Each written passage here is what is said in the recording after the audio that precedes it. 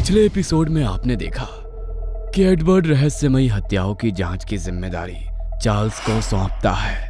अब आगे आसमान काले बादलों से घिरा हुआ था। ऐसा मालूम होता था जैसे कि कुछ देर बाद भीषण बारिश होने वाली हो।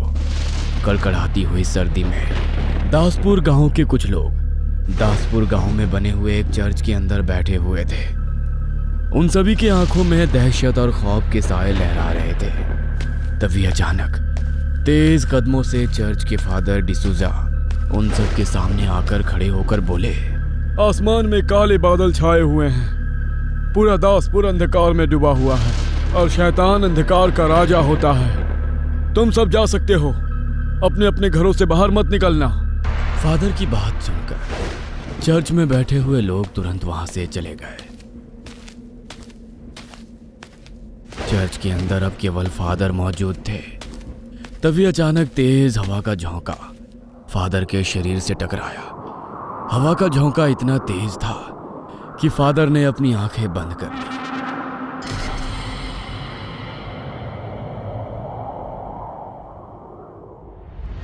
अगले ही क्षण जब फादर ने अपनी आंखें खोली तो उनके सामने काले गाउन में एक बेहद सुंदर लड़की खड़ी हुई थी, जो फादर को वासना भरी निगाहों से देख रही थी। अपने जीवन में इतनी सुंदर लड़की नहीं देखी थी। अचानक वह लड़की फादर के बहुत करीब आकर बोली, मैं अकेली हूँ फादर, बाहर मौसम खराब है, मैं कुछ देर चर्च में आपके साथ समय बिता सकती हूँ। फादर उस लड़की की सुंदरता को देखकर सब कुछ भूल गया। फादर की आंखों में वासना झलकने लगी।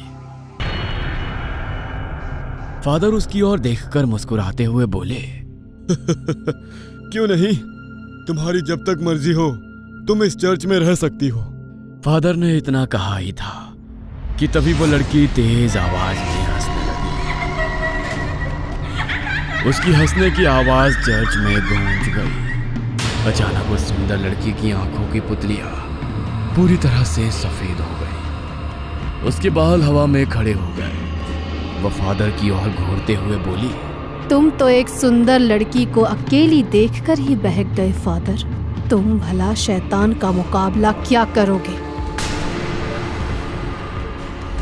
इतना बोलकर उस लड़की का चेहरा बेहद भयानक हो गया। अगले ही पल उस भयानक लड़की ने अपने लंबे पहने नाखून फादर की गर्दन में गड़ा दिए। फादर की एक जोरदार चीख चर्च में गूंज गई। अचानक वह फिर से एक सुंदर लड़की में परिवर्तित हो गई और रहस्यमयी अंदाज में चलते हुए चर्च के बाहर निकल गई।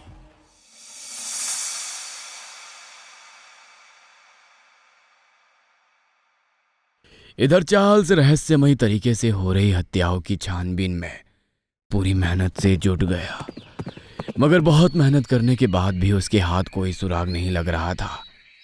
चार्ल्स अपने घर के गार्डन में बैठा हुआ अपनी पत्नी मारिया से बोला, समझ में नहीं आ रहा मारिया कि आखिर कथारी गांव में रहस्यमयी हत्याएं कौन कर रहा है। मैं चाहकर भी कुछ नहीं कर पा रहा हूँ। बड़े बड़े ऑफिसर का विश्वास मुझ पर से अब डगमगा रहा है। मगर कथाड़ी गांव वासियों का मानना है कि सारी हत्याएं सुखदेव की बेटी कर रही है। उनका मानना है कि सुखदेव ने अपनी बेटी के जीवन का सौदा शैतान से किया है। ये सब बकवास बातें होती है। पढ़ी लिखी होकर तुम ऐसी बातें कैसे कर सकती हो? लेकिन चार्ल्स, कोई मरा हुआ इंसान दोबारा जिंदा नहीं होता। कथाड़ी गांव में ये बात मशहूर हो चुकी है कि सुखदेव की मरी हुई बेटी दोबारा जिंदा हो गई है।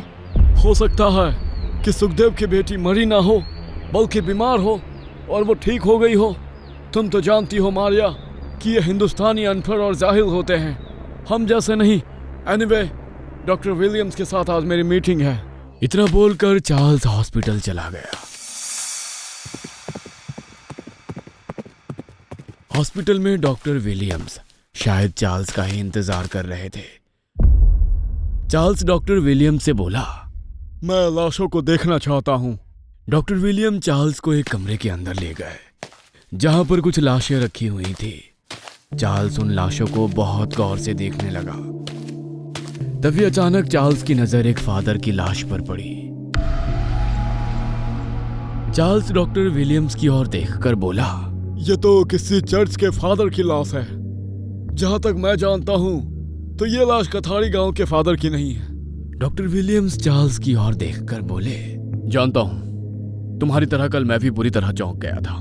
इनकी लाश कल यहाँ पर लाई गई है। चार्ल्स ने अपनी कोट के जेब से एक बड़ा सा कैमरा निकाल लिया और उस फादर की लाश के हर एंगल से फोटोग्राफ लेने लगा। कुछ देर बाद चार्ल्स हॉस्पिटल से बाहर निकल गया और सीधा अपने घर पहुंच गया और उस लाश के फोटोग्राफ्स अपनी पत्नी के सामने रख दिए।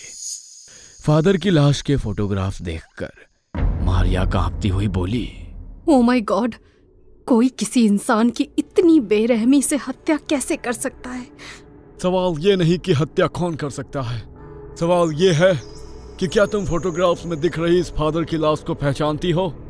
क्योंकि तुम बहुत ज्यादा धार्मिक हो, तुम यहाँ के आसपास के सारे चर्च के फादर को पहचानती हो।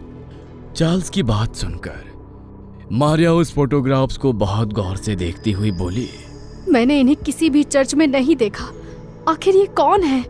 यही बात तो मुझे परेशान कर रही है मारिया। अब तक कथारी गांव में सिर्फ गांव के लोगों की लाशें मिल रही थी, मगर ये पहली लाश मिली है जो कथारी गांव के नहीं है।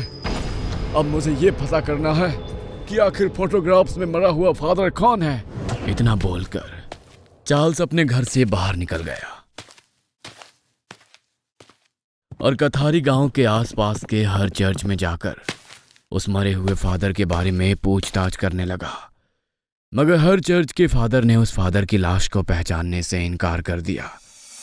रात के समय चार्ल्स चिंतित अवस्था में अपने घर पर बैठा हुआ था कि तभी मारिया उसके पास आकर बोली, क्या हुआ? तुम इतने परेशान क्यों हो? मारिया, मेरी कुछ भी समझ में नहीं आ रहा। मैं आसपास के इलाकों में मौजूद लगभग हर चर्च का दरवाजा खटखटा चुका हूँ, मगर मुझे हर जगह नाकामी हाथ लग रही है। चिंता मत करो, तुम्हारी मेहनत रंग लाएगी। अब सिर्फ एक ही इलाके का चर्च बचा है। अगर वहां भी कुछ पता नहीं चला तो लगता है मेरी सारी मेहनत बेकार जाएगी।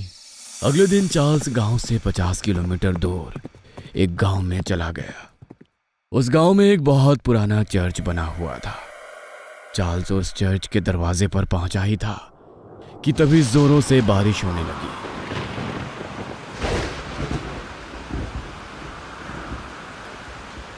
चार्ल्स तेज कदमों से चर्च के अंदर घुस गया।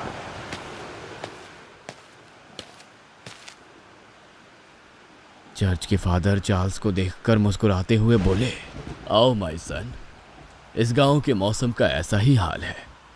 पहाड़ी इलाका है ना, यहाँ बारिश अचानक ही होती है। वैसे तुम इस इलाके के तो नहीं लगते। चार्ल्स फादर की ओर देखकर गंभीर अवस्था में बोला, मेरा नाम चार्ल्स है फादर, डिटेक्टिव चार्ल्स। इतना बोलकर चार्ल्स ने अपनी कोट की जेब से कुछ फोटोग्राफ्स निकालकर फादर के हाथ में पकड़ाते हुए बोला, क्या आप इन्हें पहचानते हैं? इनकी लाश 3 दिन पहले कथारी गांव के जंगल में मिली है। फादर फोटोग्राफ्स में दिख रहे उस फादर की लाश को देखकर बुरी तरह से चौंक गया। वह चार्ल्स को ऐसे देखने लगा मानो कि उसके सामने कोई पागल खड़ा हो। क्या हुआ? आप मुझे ऐसे क्यों देख रहे हैं? फादर क्रोधित होकर चार्ल्स की ओर देखकर बोला, माय सन, एक फादर से इस तरह का मजाक नहीं करना चाहिए। ये आप क्या कर रहे हैं? क्या तुम वास्तव में डिटेक्टिव हो? फादर की बात सुनकर चार्ल्स ने तुरंत अपनी जेब से अपना आई कार्ड निकालकर फादर के हाथ में पकड़ा दिया। फादर उस आई कार्ड को गौर से देखते हुए चार्ल्स से बोले, फोटोग्राफ्स में जिस फादर की लाश दिख रही है, क्या वास्तव में 2-3 दिन पहले इनकी लाश कथारी गांव में मिली है? हाँ फादर, और मैं कथारी गांव के आसपास के लगभग सभी चर्च में पूछताछ कर चुका हूँ, मगर कोई भी इस फोटो में दिख रहे इस फादर को नहीं पहचानता। तभी फादर चीखते हुए चार्ल्स की ओर देखकर बोले, आखिर पहचानेगा भी कैसे माय सन? इस फादर की लाश के फोटोग्राफ तुम लेकर घूमते फिर रहे हो ना? उन फादर को मरे हुए पूरे 37 साल हो चुके हैं। ये 1921 की साल है और फोटोग्राफ में दिख रहे इस फादर की हत्या 1884 में हुई थी।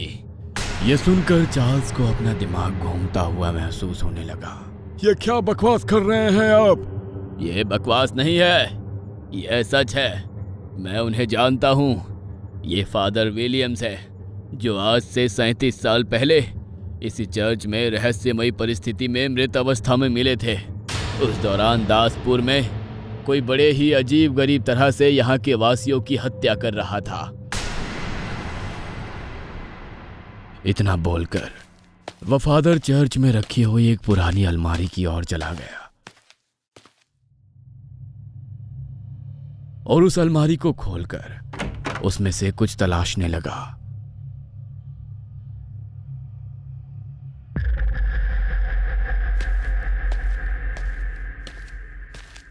कुछ देर बाद फादर अपने हाथ में एक बहुत पुराना बड़ा सा फोटो देखकर चार्ल्स के पास आ गया और चार्ल्स से बोला, अगर तुम्हें मेरी बात का विश्वास नहीं होता तो तुम स्वयं देखो। इस फोटो में फादर विलियम्स मेरे साथ खड़े हुए हैं। उस वक्त मेरी उम्र 12 साल की थी। चार्ल्स उस फोटो की ओर आंखें फाड़ फाड़ कर देखने लगा। उस फोटो में वही फादर था जिसकी लाश के फोटो लेकर चार्ल्स पूछताछ कर रहा था। लेकिन ऐसे कैसे हो सकता है फादर? अगर ये फादर विलियम 37 साल पहले मर चुके हैं तो फिर इनकी लाश 3 दिन पहले कैसे बरामद हो सकती है? आओ मेरे साथ। फादर चार्ल्स का हाथ पकड़कर चर्च के बाहर बने हुए एक कब्रिस्तान में ले गए और एक पुरानी कब्र पर जाकर रुकते हुए चार्ल्स की ओर देखकर बोले, यही फादर विलियम्स की कब्र है। अगर तुम्हें अभी भी विश्वास नहीं होता तो दासपुर गांव में कुछ बूढ़े व्यक्ति अभी भी मौजूद हैं। तुम उनसे पूछताछ कर सकते हो। चार्ल्स वहां से सीधे अपने घर चला आया और अपने घर पर बैठकर गहरी सोच में डूब गया। चार्ल्स की समझ में नहीं आ रहा था कि जो व्यक्ति 1884 में मर चुका है उस व्यक्ति की लाश 1921 में कैसे मिल सकती है। आखिर क्या है रहस्य? ये जानने के लिए बने रहे इसके अगले एपिसोड तक।